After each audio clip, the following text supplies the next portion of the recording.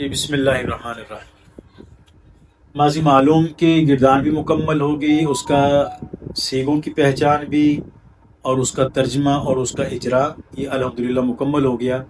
تو اب اس ماضی معلوم کی مدد سے طالب علم ہو یا ترجمہ قرآن کا ذوق رکھنے والا عام آدمی ہو، مرد ہو یا عورت ہو، اگر ان ویڈیوز کو اچھے طریقے سے دیکھتا ہے، پھر ان کی مدد سے قرآن سے الفاظ تلاش کرتا ہے، تو یہ اس کے لیے انتہائی مفید ترین ہے۔ اب ہم شروع کریں گے ماضی مجہول۔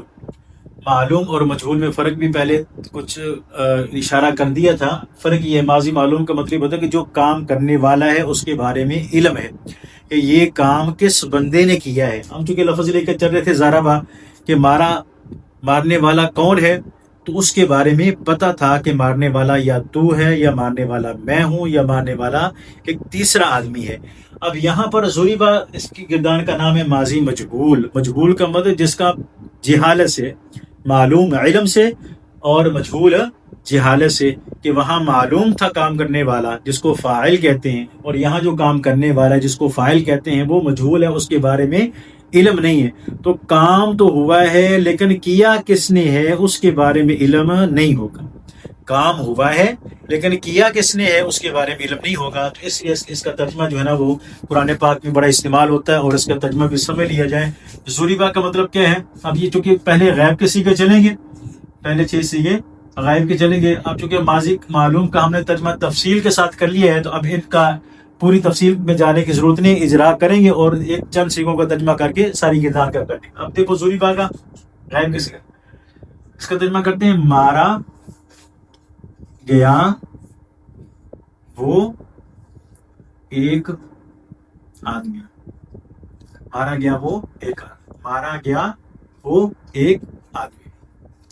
اب یہاں پر دیکھو مارا گیا وہ ایک آدمی، اتنا معلوم ہے کہ جو آدمی غائب ہے، ہمارے سامنے نہیں ہے، خود بھی نہیں ہے، جو غائب ہے اس آدمی کے ساتھ یہ کام ہوا ہے، لیکن کیا کس نے ہے اس کا علم نہیں۔ اب ترجمہ کیا کریں؟ مارا گیا وہ ایک آدمی، لیکن بھائی کیا کس نے ہے، مارا اس کو کس نے ہے اس کے بارے میں علم نہیں ہے۔ تو اس لیے اس گردان کا نام ہے ماضی مجہول، کہ جس کا کرنے والا معلوم نہ ہو۔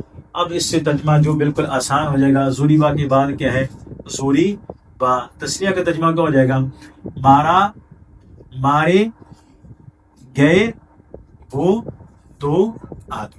تسنیہ آ گیا تو ترجمہ وہی رہے گا، مارا گیا وہ ایک آدمی، مارے گئے وہ دو آدمی۔ اس کے بعد ضریبو، ضریبو، اس کا ترجمہ کیا بنے گا؟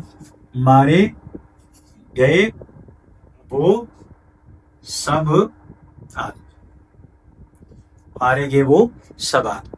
اس کے بعد 3 سیغے مؤنث کے شروع ہو جائیں گے۔ ضریبہ سے مؤنث کیا بن جائے گی؟ ضریبت، ضریبت۔ اب ہم اس کی علامت سیغہ، یہ چونکہ ہم پوری تفصیل کے ساتھ پچھلے دروس میں کر چکے ہیں، یہاں بار بار اسی بات کو دہرانا وہ مناسب نہیں ہے۔ ضریبت کا ترجمہ کیا ہو جائے گا؟ ماری گئی وہ ایک عورت، ماری گئی وہ ایک عورت۔